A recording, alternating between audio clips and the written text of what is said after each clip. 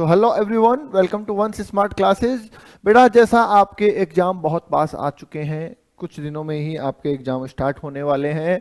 तो एक सब्जेक्ट को लेके बड़ा एक था बच्चों का कि sir strategic management OM SM के पेपर में, जो सीएमए इंटर का पेपर नंबर 9 है, उसका जो एसएम पार्ट है उसके प्रिपरेशन कैसे करें। क्योंकि सर कंटेंट बहुत ज़्यादा है और क्वेश्चंस जो है वो बहुत लिमिटेड आते हैं। तो हमारा 40 मार्क्स का ये कंटेंट रहता है, जिसमें से अप्रोक्स हम मान के चलते हैं कि 12 मार्क्स के एमसीक्यू आ जाते हैं, मतलब 6 एमसीक्यू आ जाते हैं 12 मार्क्स के, या 7 एमसीक्यू मान लीजिए 14 मार्क्स के, ऐसा आ सकता है। बचा हुआ जो हमारा है वो थ्योरेटिकल पोर्शन आता है, जिसमें 6 मार्क्स के क्वेश्चंस, सॉरी 6 क्वेश्चंस आते हैं 7 मार्क्स के ऑप्शंस को मिलाते हुए, राइट। तो ये हमारा पैटर्न रहता है इसमें। तो सर इसको कैसे किया जाए, ठीक है। तो आप ऐसा समझिए, मैं पैटर्न बता दूं कि सर कैसे। देखो, आपका जो पेपर में क्वेश्चन आता है, मान लीजिए 6, 7 और 8, इसमें ए पार्ट और बी पार्ट, ए पार्ट और बी पार्ट, ए पार्ट और बी पार्ट, ये सारे 7-7 नंबर के क्वेश्चंस हैं, ठीक है। आपके पास चॉइस होती है कि आप ओएमएसएम में कुल मिला के एक क्वेश्चन छोड़ सकते हैं। मान लीजिए किसी ने ये क्वेश्चन छोड़ दिया, तो उसके लिए 14 नंबर ये, 14 नंबर ये, 28 नंबर और 12 नंबर के एमसीक्यू। तो इस तरीके से ये 40 मार्क्स का वेटेज कवर करता है। अब कोई कहता है कि नहीं सर मुझे तो सारे क्वेश्चन आते हैं, तो वो अटेम्प्ट कर सकता है। मान लीजिए किसी को ओएम नहीं आ रहा तो वो इसको भी अटेम्प्ट कर सकता है, वो एक बेनिफिट वाली बात है, ठीक है। क्योंकि हमारा पेपर जो है वो ज्यादा मार्क्स का आता है ना, ऑप्शंस मिला के 100 मार्क्स का नहीं होता, ज्यादा मार्क्स का आता है, ठीक है। चलिए सर, तो सर स्ट्रेटेजिक मैनेजमेंट को कैसे पढ़ें कि सर एग्जाम से पहले दिन ये रिवाइज हो जाए। तो उसके लिए हम बात कर रहे हैं, अब आप इसको मैराथन बोलिए, सुपर मैराथन बोलिए, वन डे रिवीजन बोलिए, जो आपको अच्छा लगता है वो बोलिए। मुझे तो इस बात से मतलब है कि हाँ, हमारी प्रिपरेशन हो जाए और एक बार हमारा ये रिकॉल हो जाए, ठीक है। यस। तो सर इंपॉर्टेंट टॉपिक कौन से हैं? सबसे पहला, इस क्वेश्चन को मैं यहीं खत्म कर देता हूं। मेरे हिसाब से सारे टॉपिक ही इंपॉर्टेंट होते हैं, मैं कभी भी इंपॉर्टेंट टॉपिक के ऊपर नहीं जाता हूं। उसका रीजन ये है कि हमारे पास कुल मिला के 6 ही क्वेश्चन बड़े आने वाले हैं। अगर हमने इंपॉर्टेंट टॉपिक के चक्कर में कुछ टॉपिक छोड़ दिए और अगर उन्हीं में से बाई चांस क्वेश्चन आ गया, तो हमारा तो खेल ही खत्म हो जाएगा, ठीक है। तो इस लिमिटेड स्कोप के अंदर आपको सिलेक्शन नहीं करना चाहिए, ठीक है। ये मेरी एडवाइस है। तो चलिए देखते हैं सर स्ट्रेटेजिक मैनेजमेंट क्या है, कैसे है, इसमें क्या क्या है, तो आइए देखते हैं।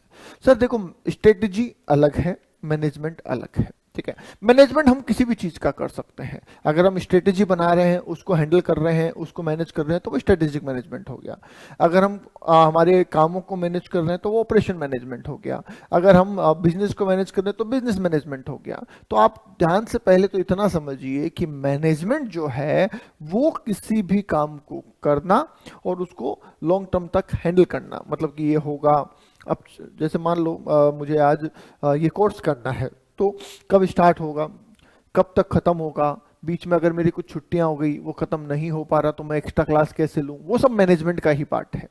तो वैसे ही जब हम स्ट्रेटेजी बनाते हैं, तो ऑब्वियस सी बात है, हमने स्ट्रेटेजी सोच, प्लानिंग करी, स्ट्रेटेजी बनाई और उसको अप्लाई कर दिया। जरूरी तो नहीं है कि जैसा हमने सोचा था वैसा ही होगा, कई बार उससे हट के सिचुएशन भी हो सकती है। और जब उससे हट के सिचुएशन होती है तो हमें अकॉर्डिंगली हमारी स्ट्रेटेजी को चेंज करना पड़ता है, राइट। तो इसको आपको वॉच करना है, जो रिजल्ट्स आ रहे हैं उनको हमारे स्टैंडर्ड रिजल्ट से कंपेयर करना है और फिर देखना होता है कि जो रिजल्ट है वो एक्सपेक्टेड रिजल्ट है या नहीं। अगर नहीं तो हमें हमारी स्ट्रेटेजी में चेंज करना होगा, राइट। तो that's it, that is the strategic management, right. आप सोचिए, आपने पढ़ने की स्ट्रेटेजी बनाई होगी कि सर मैं ये पढ़ूंगा, पहले ये इतने तारीख तक कोर्स कंप्लीट कर लूंगा, फिर ये रिवीजन, फिर ये रिवीजन, फिर ये टेस्ट दे लूंगा। अब जिस डेट तक आपने सोचा था, उससे थोड़े दिन पहले आपने असेस करके देखा कि क्या मेरा कोर्स हो जाएगा, आपको लगा नहीं मैं तो पीछे चल रहा हूं, तो आपको अपनी स्ट्रेटेजी बदलनी पड़ेगी, ठीक है। डेट नहीं बदलनी है, स्ट्रेटेजी बदलनी है कि करना तो टारगेट वही है, पर उसको कैसे करा जाए, किस में मैं एक्स्ट्रा टाइम दूं, या किन चीजों को थोड़ा फिल्टर कर लेता हूं, क्या स्पीड बढ़ा लेता हूं, ड्यूरेशन बढ़ा लेता हूं, वो आप मैनेज करेंगे। तो वो भी तो स्ट्रेटेजी मैनेजमेंट ही है। तो स्ट्रेटेजी मैनेजमेंट कोई ऐसी चीज नहीं है जो आपको सिर्फ किताबों में पढ़नी है। स्ट्रेटेजी मैनेजमेंट आप अपनी रूटीन लाइफ में कर रहे हैं, ठीक है, आपको गर्लफ्रेंड से मिलने जाना है तो भैया उसके लिए भी तो स्ट्रेटेजी, पहले स्ट्रेटेजी बनाते हो, घर पे क्या बोलना है, क्या कहाँ मिलना है वगैरह वगैरह, और बाद में अगर प्लान कुछ चेंज होता है तो फिर उसको स्ट्रेटेजी को चेंज करते हो कि किसी ने देख लिया आप क्या बोलेंगे ठीक है, तो वो सारी भी तो स्ट्रेटेजी है, राइट। ओके, तो सर मैनेजमेंट की, अब जब मैनेजमेंट की बात आई तो थोड़ा सा बेसिक बात कर लेते हैं। आपने ये पिरामिड जरूर देखा होगा, 11th-12th में बीएसटी में हम पढ़ लेते हैं इसको, कि पिरामिड में 3 लेवल होते हैं, टॉप लेवल, मिडिल लेवल और ऑपरेशनल लेवल या लो लेवल बोलते हैं इसको।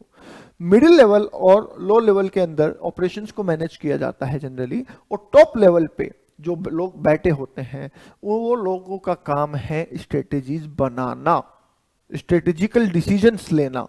तो जाहिर सी बात है अगर उनका काम है स्ट्रेटेजिकल डिसीजन लेना तो उसको मैनेज करना भी काम उन्हीं का है, ठीक है। तो टॉप लेवल में कौन कौन आता है सर, सीईओ, एमडी, सीएफओ, ये लोग टॉप मैनेजमेंट में आते हैं। तो अगर इन लोगों ने कोई प्लानिंग करी, कुछ स्ट्रेटेजी बनाई और उसको अप्लाई कर दिया, थोड़े टाइम बाद पता चला कि थोड़ा वेरिएशन चल रहा है, अचीव नहीं हो पाएगी ऐसे, तो इन्होंने स्ट्रेटेजी चेंज करी। तो ये जो टॉप लेवल है इसका काम होता है स्ट्रेटेजिक मैनेजमेंट करना, ठीक है। नया प्रोडक्ट कब लॉन्च करना है, कौन से मार्केट में, नई कंट्री में कौन सा बिजनेस एक्सपांड करना है, नया फीचर्स क्या लेके आना है, कंपटीशन को कैसे बीट करना है, ये सारे काम जो है सर ये सारे स्ट्रेटेजिक मैनेजमेंट के पार्ट हैं, ठीक है। ओके, अच्छा स्ट्रेटेजी कभी भी पास्ट को लेके होती है क्या?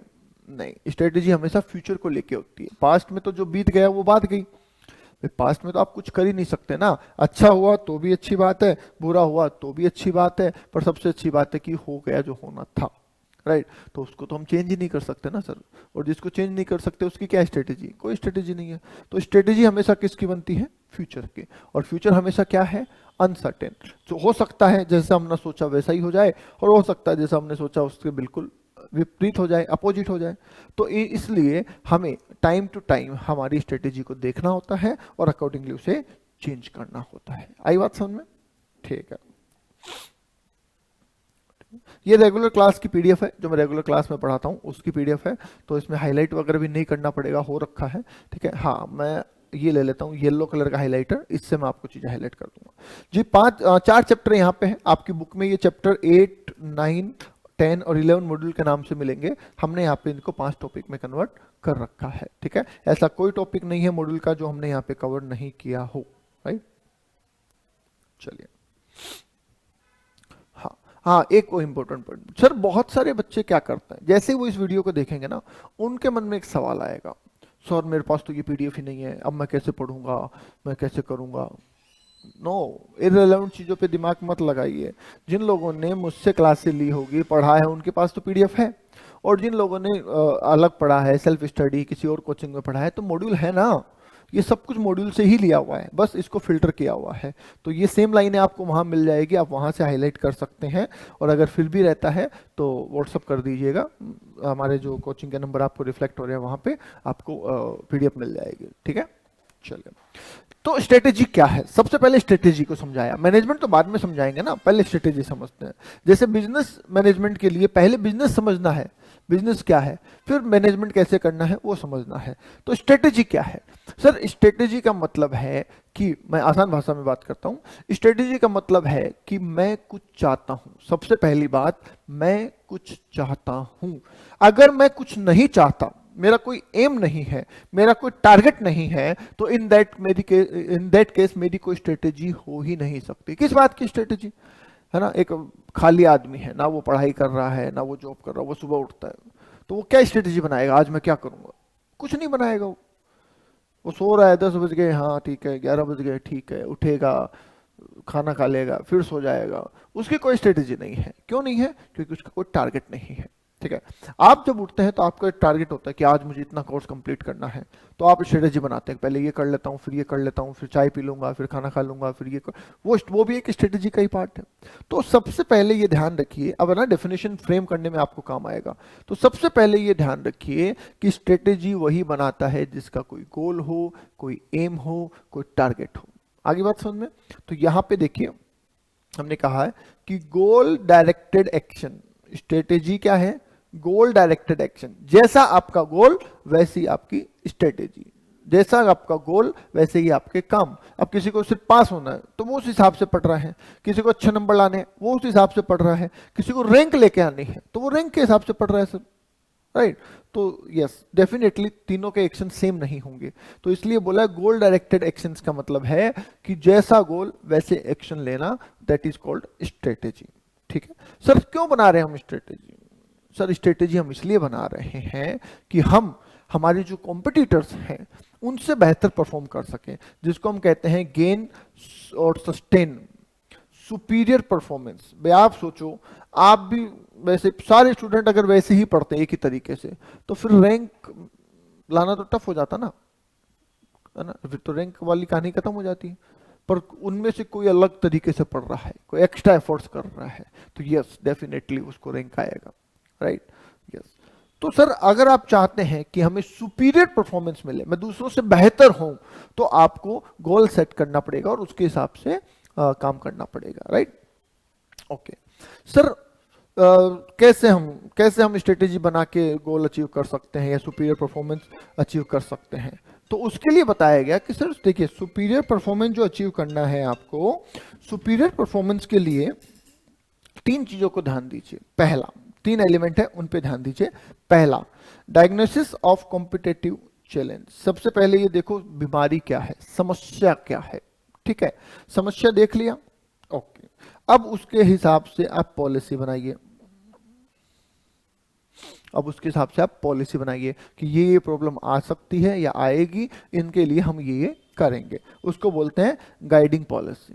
ठीक है, और फिर उसके हिसाब से आप एक्शन लीजिए, उस पॉलिसी के हिसाब से आप एक्शन लीजिए। अगर आप ये सारे काम करते हैं तो डेफिनेटली आपको सुपीरियर एडवांटेज मिलेगा। ठीक है, चलिए नेक्स्ट आ जाइए sir, features of competitive advantage. अब सर मान लो मुझे कॉम्पिटिटिव एडवांटेज मिल गया, मतलब कि मैं अपने कॉम्पिटिटर से आगे निकल गया एक बार के लिए, मान लीजिए किसी पॉइंट पे, तो उससे क्या होगा? सर बिल्कुल होगा उससे, कैसे नहीं होगा? सर देखो ऐसा है, पहली बात तुम दिमाग में ये याद रखिएगा, जैसे खरगोश कछुए की कहानी सुनिए ना, तो अगर आप किसी से आगे निकल भी गए तो ये कोई परमानेंट जीत नहीं है। ठीक है, तो क्या लिखा है कि फॉर्म्स कॉम्पिटिटिव एडवांटेज जो है वो रिलेटिव होते हैं, एब्सोल्यूट नहीं, मतलब कि एक बार मिल गया हमेशा के लिए मिल गया, ऐसा नहीं है। रिलेटिव है, कंपेरेबल है, कि हाँ आज तुम उससे आगे हो सकता है कल वो तुमसे आगे हो जाए। तो इसलिए कभी भी ये नहीं समझ सकते कि एक बार मैंने स्ट्रेटेजी बना ली, एक बार मैं आगे निकल गया तो अब मैं आगे ही रहूंगा, नो। इसीलिए कहते हैं कि planning is a continuous process. ठीक है, okay. To assess the competitive advantage, अब आप जानना चाहते हो कि सर मैं अपने कॉम्पिटिटर से कितना आगे हूं, कंपैरिजन कर लो, तुम्हारी सेल कितनी, उसकी सेल कितनी, तुम्हारा प्रॉफिट कितना, उसका प्रॉफिट कितना, इंडस्ट्री में बेंचमार्क कितना, तुम्हारा कितना। जैसे मैं ये कहूँ कि जी कोचिंग इंडस्ट्री में पासिंग परसेंटेज जो है सीएमए इंटर का वो 40% है, हर इंस्टीट्यूट से 40% बच्चे पास होते हैं, पर मेरे इंस्टीट्यूट से इस बार 60% बच्चे पास हुए, तो यस डेफिनेटली मुझे सुपीरियर एडवांटेज मिलेगा, कॉम्पिटिटिव एडवांटेज में सिचुएशन में हूँ। ठीक है सर, अगर आप सुपीरियर परफॉर्मेंस अचीव करते हैं, ठीक है, तो उसे हम क्या कहेंगे? Competitive advantage. अगर मैं औरों से अच्छा, जैसे मैंने कहा कि मैंने रिजल्ट अच्छा दिया जी, मैं लोग बाकी इंस्टीट्यूट 40% रिजल्ट दे रहे हैं, मैंने 60% दिया, तो मुझे डेफिनेटली कॉम्पिटिटिव एडवांटेज मिलेगा, मेरे पास नेक्स्ट अटेम्प्ट में बच्चे ज्यादा आएंगे, स्टूडेंट ज्यादा रजिस्टर्ड होंगे। ठीक है, हाँ। अगर कम किया तो औरों का रिजल्ट सर 40% और मेरा रिजल्ट अगर 30% रहा तो सर उसे हम अंडर परफॉर्म कहेंगे और इससे हमें नुकसान होगा। नुकसान क्या होगा? बच्चे कम आएंगे, सिंपल सी बात है, बहुत कोई रॉकेट साइंस नहीं है, बहुत सिंपल सी बात है। ठीक है, अच्छा काम करोगे तो ज्यादा प्रॉफिट होगा, कम काम करोगे मतलब बेंचमार्क से नीचे काम करोगे तो कम प्रॉफिट होगा, नुकसान होगा उल्टा। ठीक है, ओके सर, 2 ऑर्गेनाइजेशन दोनों के रिजल्ट 40% है, अब बोलो इनमें से किसको फायदा किसको नुकसान? सर ऐसी सिचुएशन को हम बोलते हैं पैरिटी। इसको क्या बोलते हैं अपन? Competitive parity. कॉम्पिटिटिव पैरिटी का मतलब है कि जी किसी को फायदा नहीं, किसी को नुकसान नहीं, दोनों बराबर है, राइट। चलिए आगे चलते हैं सर ये स्ट्रेटेजी की हम बात कर रहे हैं। What is strategy? है क्या स्ट्रेटेजी? देखो जी सर, बात ऐसा है, स्ट्रेटेजी का मतलब मैंने कहा ना कोई रॉकेट साइंस नहीं है, तो ऐसा बिल्कुल नहीं है कि तुम कुछ और ही करने लग जाओगे। अगर तुम कुछ और ही करने लग गए तो फिर तो तुम उस इंडस्ट्री में हो ही नहीं ना, फिर काहे का कंपटीशन। ठीक है भाई, आज सीएमए की क्लासेस चलती है, मैं सीएमए पढ़ा रहा हूँ तो मेरा कंपटीशन है। कल को मैं सीएमए छोड़ के यूपीएससी की तैयारी करवाने लग जाऊं तो मेरा सीएमए वालों से तो कंपटीशन ही खत्म ही हो गया ना, फिर क्या कंपटीशन है उनसे। तो इसलिए कंपटीशन वो नहीं है सर। कॉम्पिटेटिव एडवांटेज की बात यह है कि आप सेम इंडस्ट्री में रहो, फिर ही आप कॉम्पिटेटिव एडवांटेज की कैलकुलेशन कर सकते हैं। इंडस्ट्री चेंज कर दी तो नहीं होगा। तो सर सेम इंडस्ट्री में रह के कैसे होगा? मैं भी एसएम पढ़ा रहा हूं, दूसरा टीचर भी एसएम पढ़ा रहा है। तो सर सुनिए, दो तरीके से आपको कॉम्पिटेटिव एडवांटेज मिलते हैं। या तो आप कुछ अलग करो, ठीक है, जैसे मैंने चार्ट बना दिए, मैंने कलरफुल नोट्स बना दिए, मुझे लगता है ये अलग है कुछ, तो मैंने कलरफुल नोट्स बना दिए, यस, तो ये मेरे को कॉम्पिटेटिव एडवांटेज ला सकता है, ठीक है। तो या तो आप कुछ नया करो, परफॉर्मिंग डिफरेंट एक्टिविटी, या फिर सेम एक्टिविटी को दूसरे तरीके से करो जो दूसरे कर रहे हैं। भाई दूसरे सब लोग नोट्स बना रहे हैं, उससे पढ़ा रहे हैं, ठीक है, मैंने कलर नोट्स बनाए तो मैंने थोड़ा डिफरेंट किया। अब मान लो मैं कुछ वो सामान ले आऊं, यहाँ पे एक 3D डायग्राम बना दूं, एक यहाँ पे आदमी खड़ा कर दूं, एक यहाँ पे कंपनी बना दूं और आपको दिखाऊं, ठीक है, वो एक अलग तरीका हो सकता है। तो या तो आप किसी काम को अलग ढंग से कर रहे हैं या उसी काम को, ठीक है, या तो सॉरी आप अलग काम कर रहे हैं या उसी काम को अलग ढंग से कर रहे हैं, इनमें से कुछ आप कर रहे हैं तो डेफिनेटली आपको कॉम्पिटिटिव एडवांटेज मिलेगा, ठीक है। सर जब हम स्ट्रेटेजी बनाते हैं तो माइंड में बहुत सारे थॉट आते हैं, ये करूं या नहीं करूं, वो करूं या नहीं करूं, इसको ये करूंगा तो ये हो जाएगा, वो करूंगा तो ये हो जाएगा।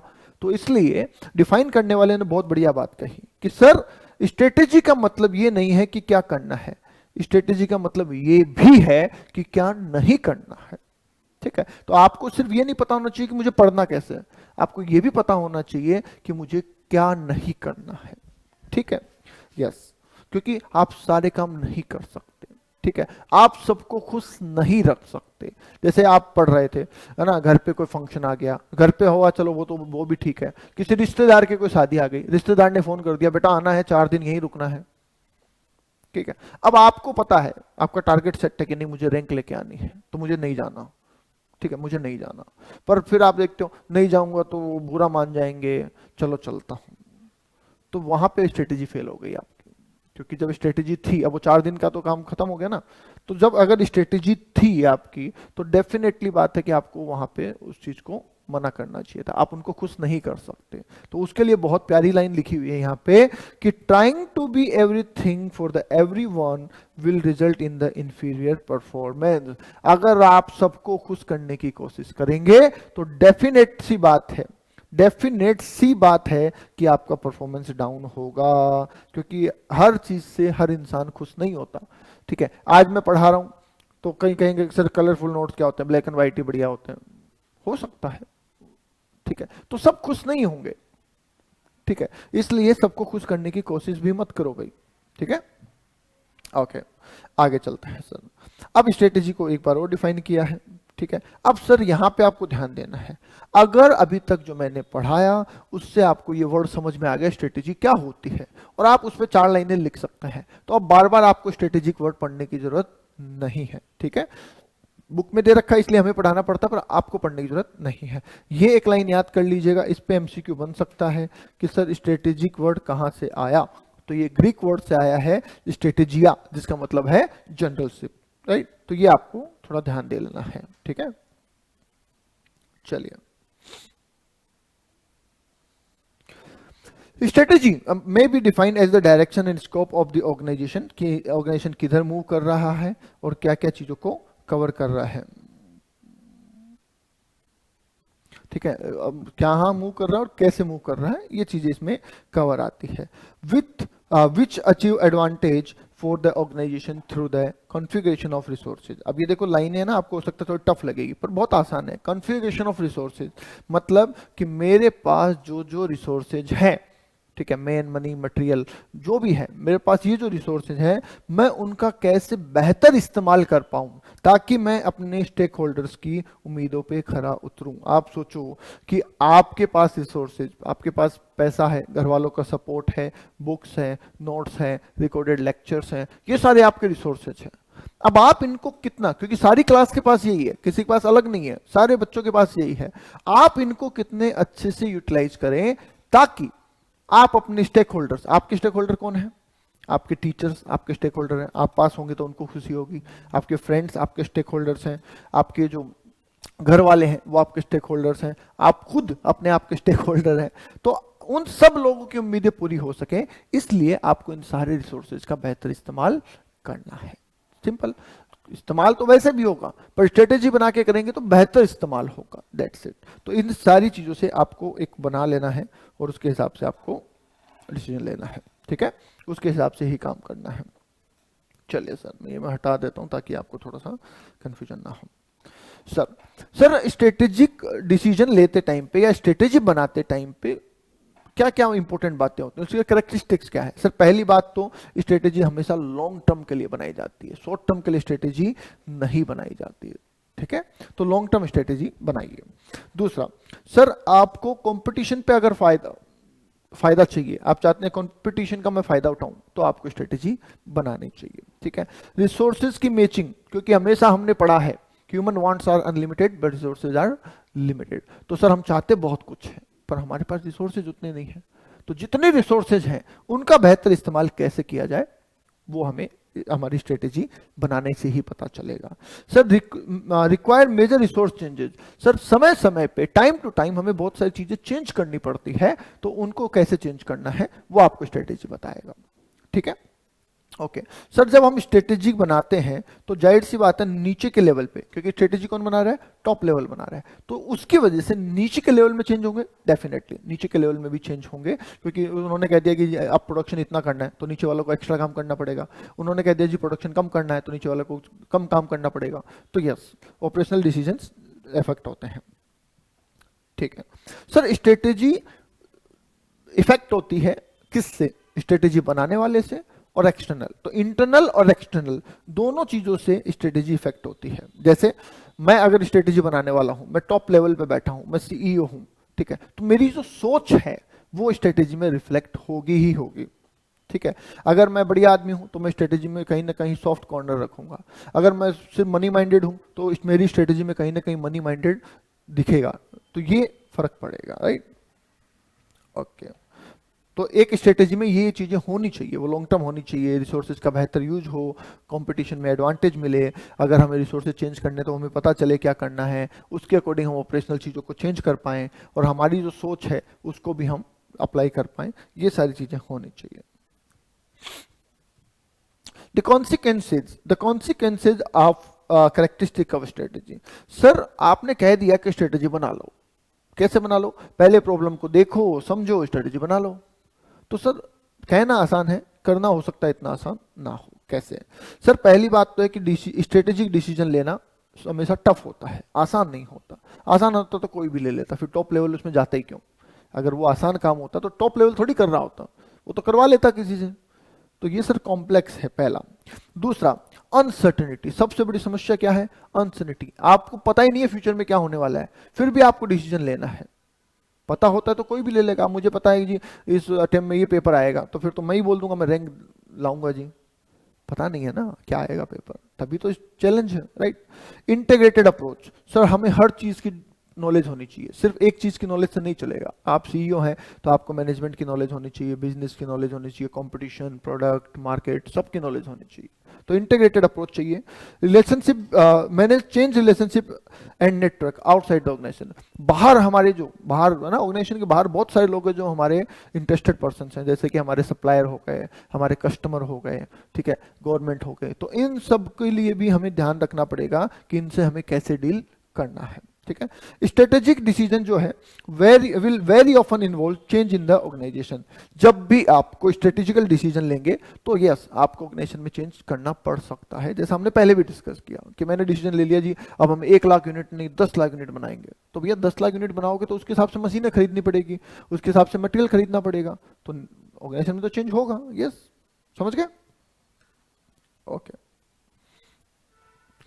Relationship between the strategy and competitive advantage, फिर मैं नहीं कहूंगा इंपॉर्टेंट नहीं है, कह सकते हैं इंपॉर्टेंट नहीं है। देखो क्या है, मैं आपको फिर बोलता हूं, हर एक लाइन को रट्टा मारने की जरूरत नहीं है। जैसे फॉर एग्जांपल हमने अभी तक ना ये 3 पेज पढ़े हैं ना, यहां से यहां तक, ये ले लीजिए आप, ये पेज पढ़ा हमने, ये पेज पढ़ा हमने, ये पढ़ा और अब यहां है, तो हर एक लाइन आपको याद हो ऐसा बिल्कुल पॉसिबल ही नहीं है, पर आपके ओवरऑल थिंकिंग माइंड में होनी चाहिए कि स्ट्रेटेजी क्या है। सर स्ट्रेटेजी एक गोल डायरेक्टेड एक्शन है ताकि हम गोल को अचीव कर सकें और सुपीरियर एडवांटेज गेन कर सकें। सुपीरियर एडवांटेज क्यों मिलेगा? जब हम किसी से हटके कुछ करेंगे या उसी काम को अलग ढंग से करेंगे तो हमें सुपीरियर एडवांटेज मिलेगा। उससे क्या होगा? उससे सर ये होगा कि हमारे पास कस्टमर ज़्यादा आएंगे, हमारी सेल ज़्यादा होगी। अगर हम उससे कम काम करते हैं तो हमारे नुकसान होगा, उसको हम कॉम्पिटेटिव डिसएडवांटेज बोलेंगे।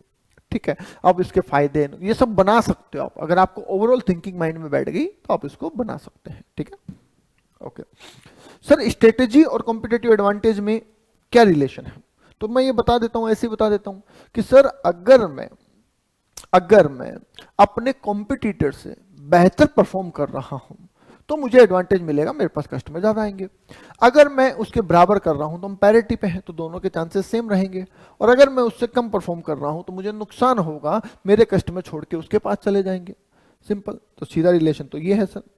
ठीक है, क्योंकि कस्टमर को क्या चाहिए? कस्टमर को सर ये चाहिए कि माल अच्छा हो और कम रेट पे हो, तो हमें हमारे कॉम्पिटिटर से अच्छा सामान देना पड़ेगा और हो सके तो रेट को भी उससे कुछ कम रखनी पड़ेगी। राइट, ठीक है।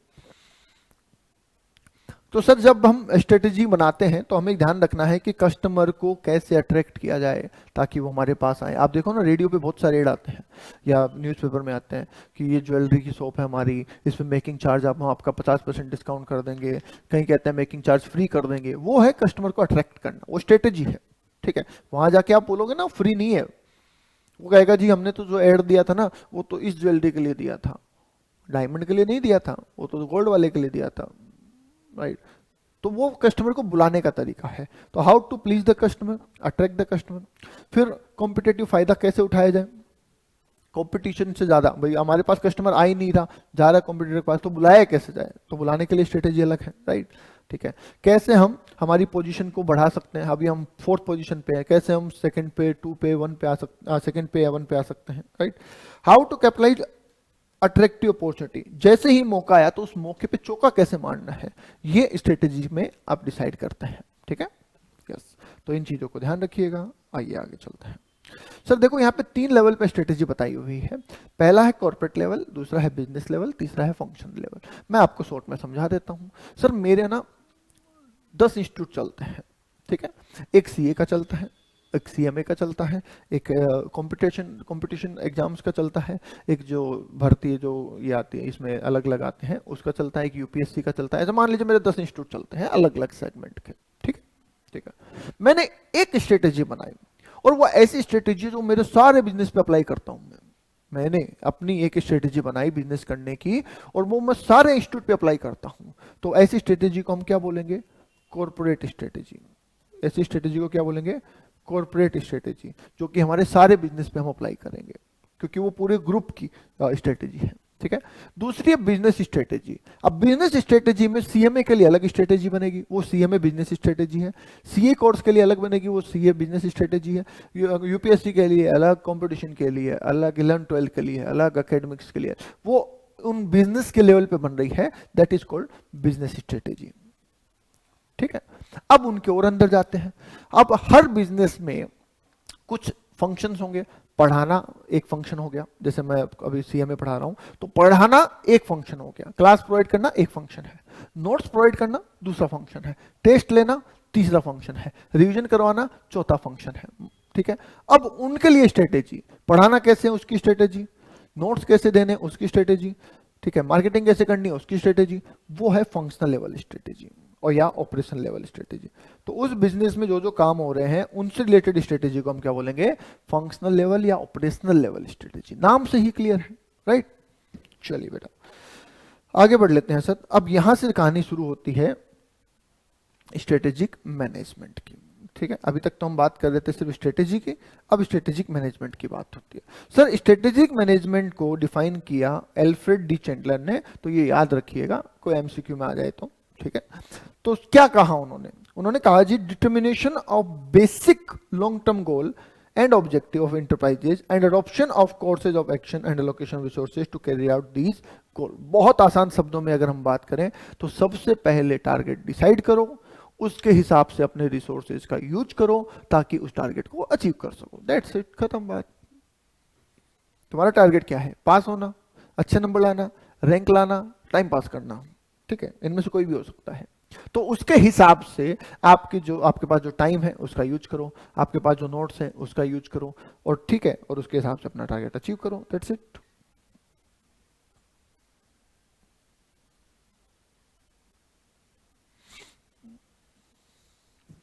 Okay, strategic management. अब मैनेजमेंट में क्या क्या है समझ गए? Strategic management includes understanding the strategic position. सबसे पहले ये समझो कि हम कहाँ हैं फिलहाल, ठीक है, और फिर हम कहाँ जाना चाहते हैं फ्यूचर में, और उसके हिसाब से काम करो। सिंपल सी बात है। अरे सर, मैं अभी मेरा इतना कोर्स हो चुका है, मुझे जून में एग्जाम देना है। एज ए स्टूडेंट मैं बात करूं कि मुझे जून में एग्जाम देना है, तो मैं ये सोचूंगा कि मैं अभी इस लेवल पे हूँ, मेरी क्लासेज हो चुकी है या कुछ होनी बाकी है, और मुझे ये इतनी बार रिवीजन करना है, मुझे ये रैंक लानी है, तो मैं कैसे करूँगा? बस वो प्लानिंग ही तो है, और टाइम टू टाइम उसको देखते रहो। तो that is called strategic management. Okay, ठीक है। ये एक वर्ड याद करना, ये अभी लास्ट टू लास्ट टर्म में आया था, और इस पे एमसीक्यू आया था सीधा सीधा कि सर कॉर्पोरेट प्लानिंग, पहले एक वर्ड यूज होता था कॉर्पोरेट प्लानिंग, उसी का नाम अब स्ट्रेटेजिक मैनेजमेंट हो गया है। तो अगर आपको कॉर्पोरेट प्लानिंग पूछे या स्ट्रेटेजिक मैनेजमेंट पूछे, बात एक ही है, ठीक है। तो ये एमसीक्यू आया था सर कि जो कॉर्पोरेट प्लानिंग वर्ड है वो शिफ्ट हो चुका है, और वो उसको हम स्ट्रेटेजिक मैनेजमेंट बोलने लग गए हैं। तो ये पॉइंट याद रखिएगा, एग्जाम में आ सकता है, ठीक है। अब इसमें पहला पॉइंट आ रहा है sir, environmental scanning. What is environmental scanning? Sir जब भी आप कोई स्ट्रेटेजी बनाने चाहते हैं, तो सबसे पहले ये समझिए कि मेरे चारों तरफ क्या है, मुझे जो स्ट्रेटेजी बनानी है वो कहाँ बनानी है। आप देखिए मूवी में ना, हीरो जो है वो विलन से लड़ने जाता है, ठीक है, तो वो देखेगा ना कि वहां पे कितने लोग हैं, कितन कौन सी जगह है, मेरे पास क्या क्या रिसोर्सेज हैं, ठीक है। अब ऐसा नहीं, कुछ मूवी में तो कुछ भी दिखा देते हैं, आदमी कहाँ भी चला गया, पर प्लानिंग होती है ना, प्लानिंग होगी कि वहाँ पे भाई आर्म्स एम्यूनेशंस क्या है, लोग कितने हैं, वो सब, तो उसके हिसाब से वो प्लानिंग करेगा कि मुझे छुप के वार करना है, मुझे सामने जाके लड़ना है, बॉम्ब से उड़ाना है, जो भी है वॉटेवर। तो वैसे ही पहले आप समझिए कि आप जहाँ पे स्ट्रेटेजी बना रहे हैं तो आपके आसपास क्या है, आपके कस्टमर कौन है, आपके सप्लायर कौन है, आपके कॉम्पिटिटर कौन है, इन सब चीज़ों को आप पहले समझिए। तो monitoring, evaluating and dismantling of information, ठीक है।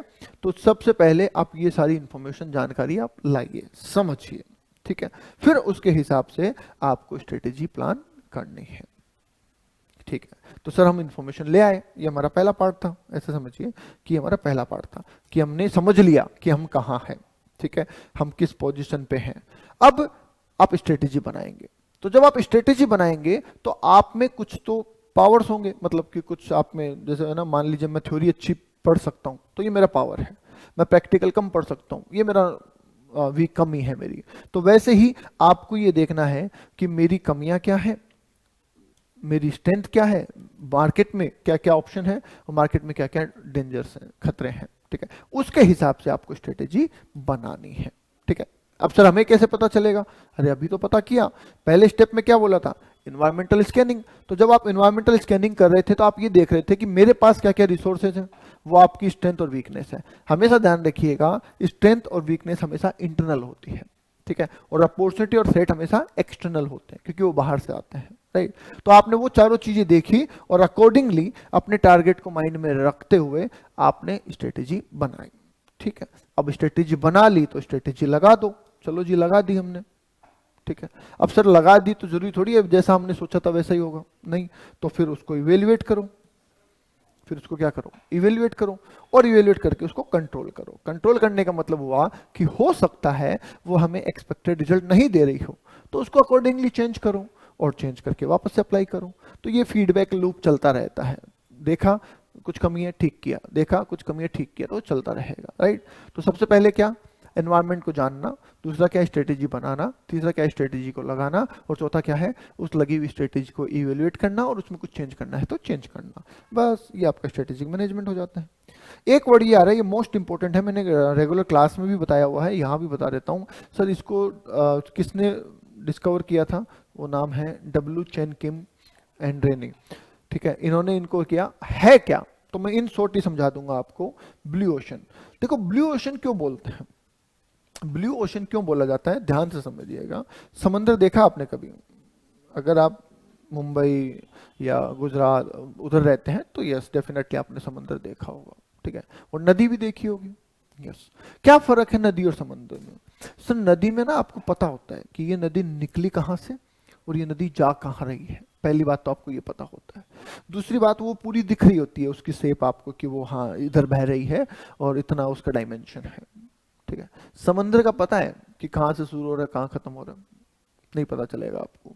वो उस कितना डेप्थ है, कितनी आगे तक है, पता नहीं लग पाएगा। तो इसलिए हम बोलते हैं ना, जैसे बोलते हैं स्काई इज द लिमिट, तो वैसे ही समंदर भी जो है ना अपार है, अनंत है, ठीक है। तो हमें लगता है कि यार बहुत है, तो वैसे ही यहाँ पे वर्ड यूज किया गया blue ocean strategy. Blue ocean का मतलब है नीला समंदर, जो कि अनलिमिटेड अपॉर्चुनिटीज लेके आता है। तो जिसका मतलब यह है कि आपके पास ऐसे बहुत सारे मार्केट हैं जिनमें अभी तक कोई गया ही नहीं है, that is called untapped market. देखो यहां पे लिखा है unexplored market, unknown market, unattended market, ऐसे मार्केट जहां पे अभी तक कोई है ही नहीं। और जब है ही नहीं और अगर आप वहां जाओगे तो आपके पास तो कंपटीशन तो है ही नहीं, सबसे बड़ी बात है कंपटीशन तो है ही नहीं, और आपके पास अपार अपॉर्चुनिटी, आप जितना चाहो उतना कमा सकते हो, जितना चाहो उतना काम कर सकते हो। आप सोचिए आज आप एक पानी की बोतल बेचने जाएंगे तो आप कहेंगे जी मैं कहाँ से बेचूंगा, ज़्यादा बिस्लरी है, किनली है, एक्वाफिना है, ये है, बिस्लरी के 20 नकली ब्रांड घूम रहे हैं, तो मैं कहाँ से बेचूं? सही बात है, क्योंकि आपके प्रोडक्ट के बहुत सारे कॉम्पिटिटर बैठे हैं। पर आपने ऐसा प्रोडक्ट बनाया जिसको कोई नहीं बना रहा, जिसको कोई बना ही नहीं रहा, तो फिर तो जिसको लेना आपसे लेगा ना। तो इस केस में हाँ सर, पर उसकी डिमांड भी नहीं होगी भाई, जिसको कोई बना ही नहीं रहा उसकी तो डिमांड भी नहीं होगी मार्केट में। यस, सही है आपकी बात कि जिसको कोई नहीं बना रहा उसकी आज तक मार्केट में डिमांड भी नहीं होगी, बट आप उसकी डिमांड क्रिएट करेंगे। क्रिएट कैसे करेंगे? जब आप लोगों को बताएंगे कि हम ऐसा प्रोडक्ट लाएं जो आज तक था ही नहीं, तो लोगों को लगेगा हाँ सही बात है और अच्छा है, ये प्रोडक्ट ले सकते हैं, right. That is called untapped market, अनछुआ मार्केट, ऐसा मार्केट जिसमें आज तक कोई गया ही नहीं, ठीक है। और ऐसे में आपको बहुत अपॉर्चुनिटी, फिर कोई लिमिट नहीं है क्योंकि आप अकेले हो उस टाइम। थोड़े टाइम बाद तो बहुत सारे लोग आ जाएंगे आपके जैसे वहां पे, पर फिलहाल आप अकेले हो और वहां पे आप बहुत अच्छा मार्जिन या बहुत अच्छा प्रॉफिट गेन करेंगे, राइट। इसलिए इसको ब्लू ओशन कहा गया है। इसके कुछ इंपॉर्टेंट पॉइंट्स हैं जो मैं आपको हाईलाइट करवा देता हूं। इसमें एग्जाम में ना आपको एमसीक्यू आ सकता है, ठीक है। तो जैसे कि सर अनएक्सप्लोर्ड मार्केट है, अननोन है, अनअटेंडेड मार्केट है। यहाँ पे डिमांड जो है वो क्रिएट की जाती है लड़ने की बजाय, मतलब मुझे लड़ना नहीं है, मुझे किसी से डिमांड छीननी नहीं है, ठीक है। आज मैं सीए में करा रहा हूँ तो हो सकता है वो बच्चा वहां जा रहा है, हमारे उसके बच्चे छोड़ के मेरे पास आ गए, मेरे छोड़ के उसके, तो एक तरीके से लड़ाई हो रही है किस चीज को लेके, डिमांड को लेके। पर मैंने ऐसा कोर्स पढ़ाना शुरू किया जो कोई पढ़ा ही नहीं रहा, तो फिर तो जो कस्टमर आएगा वो मेरे पास ही आना है, राइट। तो हम डिमांड क्रिएट करते हैं, ठीक है। दूसरा ये पॉइंट, कंपटीशन इज इररिलेवेंट, इस पे एमसीक्यू आया हुआ है एग्जाम में, इसलिए मैं हाईलाइट करा रहा हूं कि सर यहाँ पे कंपटीशन है ही नहीं, इररिलेवेंट है, ठीक है। लैंडस्केप इज न्यू, नई जमीन है, जो बनाना है वो बनाओ, कहाँ दिक्कत है, कितना बड़ा घर बनाना है। आज आप गांव शहर के बीच में प्लॉट लोगे तो कोई लिमिट है आपकी, आप 100 गज, 200 गज, 500 गज, 1000 गज, 1 बीघा इतना ले सकते हो। बट आप ऐसी जगह गए जहां कोई घर ही नहीं है तो बना लो जितना बड़ा बनाना है आपको, आपके पास खूब अपॉर्चुनिटी है। तो जस्ट लाइक दैट कि सर ऐसा मार्केट जिसमें फिलहाल कोई नहीं है, वहां पे आप अगर जाते हैं तो डेफिनेटली आप अनलिमिटेड अनलिमिटेड काम कर सकते हैं, ठीक है। यस, एक ये कंपैरिजन जरूर पढ़ लेना, रेड ओशन और ब्लू ओशन। रेड ओशन का मतलब just opposite to the blue ocean. Blue ocean में हमने क्या कहा कि ऐसा मार्केट जिसमें कोई नहीं है, और रेड ओशन का मतलब ऐसा मार्केट जिसमें पहले से बहुत सारे लोग हैं और आप भी जाके उसमें कूदते हैं। अब रेड इसको इसलिए बोला गया, चाहे आप उसको ब्लड से डिनोट कर दो, चाहे आप उसको खतरे से डिनोट कर दो, कि सर रेड ओशन में जाने का मतलब है कि आप जाके वहां लड़ रहे हैं कि नहीं ये करना है, मुझे भी कंपटीशन, तो कंपटीशन को लड़ना पड़ेगा आपको, ठीक है। ब्लू ओशन में कंपटीशन है ही नहीं, वहां पे आपको डिमांड के लिए लड़ना पड़ेगा। ब्लू ओशन में डिमांड क्रिएट करनी है, लड़ने की जरूरत ही नहीं है, ठीक है। ओके, अब वहां पे आपको एग्जिस्टिंग डिमांड में से ही कुछ लाना है, यहाँ पे आपको नई डिमांड क्रिएट करनी है, तो ये फर्क आता है। तो इस टेबल को जरूर देख लीजिएगा, यहाँ पे एक क्वेश्चन बनता है, ठीक है। चलिए, एक यूनिट हमारी कंप्लीट हो गई है 8th चैप्टर में। दूसरे यूनिट पे आते हैं, विजन।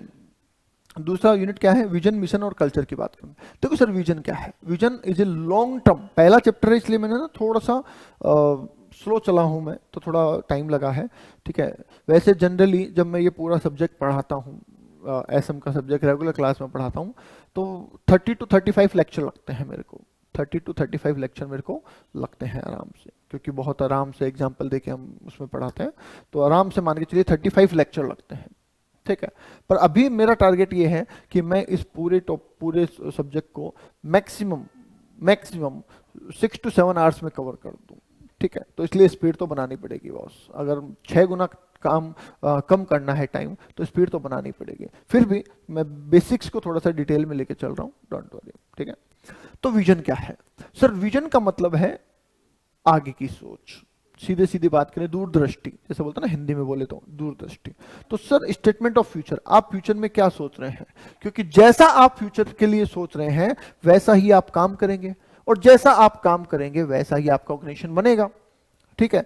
तो जो स्टेटमेंट ऑफ फ्यूचर है, जो आपका विजन है, उसी के हिसाब से आपका ऑर्गेनाइजेशन शेप ले लेता है। जैसे इंडिया का विजन है, अभी आपके पास मैसेज आते होंगे, विकसित भारत, सुना आपने? विकसित भारत, ठीक है, कि गवर्नमेंट कह रही है कि 2047 तक हम भारत को डेवलपिंग कंट्री से उठा के डेवलप कंट्री में ले जाएंगे। तो उन्होंने विजन सेट किया, ठीक है। अब उसके हिसाब से वो इंफ्रा बना रहे हैं, उसके हिसाब से वो पॉलिसी बना रहे हैं, तो सारी चीजें उसके हिसाब से चल रही है। मेक इन इंडिया, ठीक है, फॉरेन एफडीआई, ये सब चीजें उसके हिसाब से चल रही है। अगर विजन नहीं होता तो फिर क्या होता सर? फिर तो कुछ नहीं होता। विजन के बिना तो आप काम ही नहीं कर सकते, फिर क्या मतलब पता ही नहीं ना करना क्या है। तो विजन होना बहुत जरूरी है, ठीक है। एक बहुत महान आदमी ने कहा था कि great visionary can foresee the future. अगर आपका विजन स्ट्रांग है, आप बहुत आगे तक की सोच पा रहे हैं, तो आप मान के चलिए आप फ्यूचर देख पा रहे हैं, ठीक है। डॉक्टर एपीजे अब्दुल कलाम साहब, ठीक है, उन्होंने सोचो कब उन्होंने ये सैटेलाइट वगैरह की शुरुआत की थी, तो उनको उस टाइम पता था कि एक दिन इंडिया इसमें सुपर पावर बनेगा। तो उनकी वो सोच का ही नतीजा है कि आज हम खुद अपनी इतनी सैटेलाइट बना रहे हैं और लॉन्च कर रहे हैं, राइट। चलिए, तो सर विजन का मतलब आप ये वाला स्टेटमेंट पढ़ लेंगे इसमें पूरा, कि सर ये स्टेटमेंट ऑफ फ्यूचर है, इसके हिसाब से हमारी ऑर्गेनाइजेशन का शेप बनता है और ऑर्गेनाइजेशन काम करती है, ठीक है। इसमें हम ये जानते हैं कि हमें क्या करना चाहिए और हमें कहाँ जाना है, ठीक है। ये देखो यहाँ पे लिखा है कि सर अच्छा विजनरी जो है वो फ्यूचर को देख सकता है। भाई सोचो, जब हम सोच ही नहीं रहे किसी चीज के बारे में, कोई आदमी बहुत आगे की सोच के उसके हिसाब से कुछ बना रहा है, तो डेफिनेट सी बात है वो हमेशा आगे ही रहेगा, ठीक है। ओके, अब स्ट्रेटेजिक विजन की बात कर लेते हैं। स्ट्रेटेजिक विजन का मतलब है कि मैं जब अपनी स्ट्रेटेजी बना रहा हूं, तो एक तो मैं 2 साल की सोच के बना रहा हूं, एक मैं 20 साल की सोच के बना रहा हूं। तो अगर मैं 20 साल, 25 साल, 30 साल की सोच के बना रहा हूं और आगे तक की बात सोच रहा हूं, तो मैं उसको बोलूंगा कि ये मेरा स्ट्रेटेजिक विजन है, उसके हिसाब से ही मेरी स्ट्रेटेजी बनेगी, ठीक है। अब कुछ कंपनियों के यहाँ पे स्ट्रेटेजिक विजन की है, जैसे नाइकी, नाम सुना होगा आपने, शूज वगैरह आते हैं। तो इनका विजन था कि जी हमें है ना इनोवेशन लाना है और हमें है ना एथलीट वर्ल्ड में बहुत आगे तक जाना है, ठीक है। फेसबुक ने कहा जी हम चाहते हैं कि दुनिया आपस में कनेक्ट रहे, इजिली एक दूसरे से मिल सके, बात कर सके, तो हमने फेसबुक बनाया। टेस्ला ने कहा जी हम चाह रहे हैं कि सस्टेनेबल एनर्जी की तरफ वर्ल्ड जाए, तो हम उस हिसाब से चल रहे हैं। तो जैसी बोलते हैं ना, जैसी जिसकी सोच, तो जिसकी सोच होगी वैसा ही एक्शन होगा, ठीक है। सर विजन का फायदा क्या है? विजन बनाने से क्या फायदा है? सर विजन बनाने से फायदा मोटा मोटा ये है कि पहली बात तो आप अपने आप को क्या कर सकते हैं, मोटिवेट कर सकते हैं, इंस्पायर कर सकते हैं कि नहीं मुझे ये चाहिए, ये नहीं मिलने तक रुकूंगा नहीं मैं, ठीक है। तो वो आपको इंस्पायर करता है, ठीक है। दूसरा कि सर आप कॉम्पिटिटिवली बेहतर होते हैं, आपका जो थॉट होता है वो ओरिजिनल होता है, किसी का कॉपी किया हुआ नहीं है। आदमी जब दूर की सोचता है तो वो यूनिक सोचता है, पास की सोचेगा तो वो सोचेगा जो ये कर रहा है वही मैं कर लेता हूँ, राइट। तो यहाँ पे यूनिकनेस आ जाती है, ठीक है। रिस्क टेकिंग एक्टिव जो आपकी कैपेसिटी है वो बढ़ती है, ठीक है। लॉन्ग टर्म थिंकिंग, आप बहुत आगे तक का सोच पाते हैं,